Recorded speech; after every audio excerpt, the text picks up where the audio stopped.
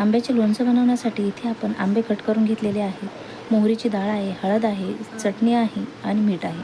इकडे आपण धने घेतले आहेत, मिरे, लवंग आणि मेथी.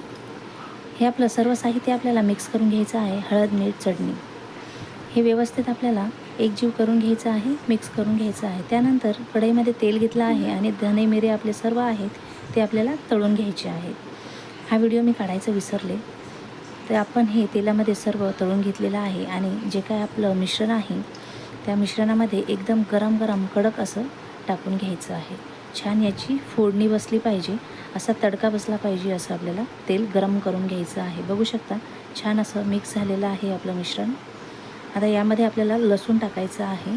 लसूण तळून घ्यायचा नाही, लसूण आपल्याला असाच कच्चा टाकायचा आहे. मुरल्याच्या नंतर हा लसूण छान लागतो लोणच्याबरोबर, आंब्याच्या कैरीबरोबर छान असा नरम होतो.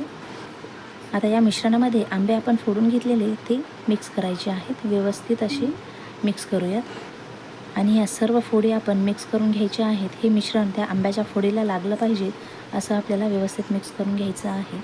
आणि हे मिश्रण आपल्याला थंड झाल्याच्या नंतरच ह्या फोडी आपल्याला त्यामध्ये टाकायच्या आहेत. त्या फोडी मिक्स झाल्याच्या नंतर एका भरणीमध्ये, काचेच्या भरणीमध्ये, चिनी मातीच्या भरणीमध्ये तुम्ही भरून ठेवू शकता.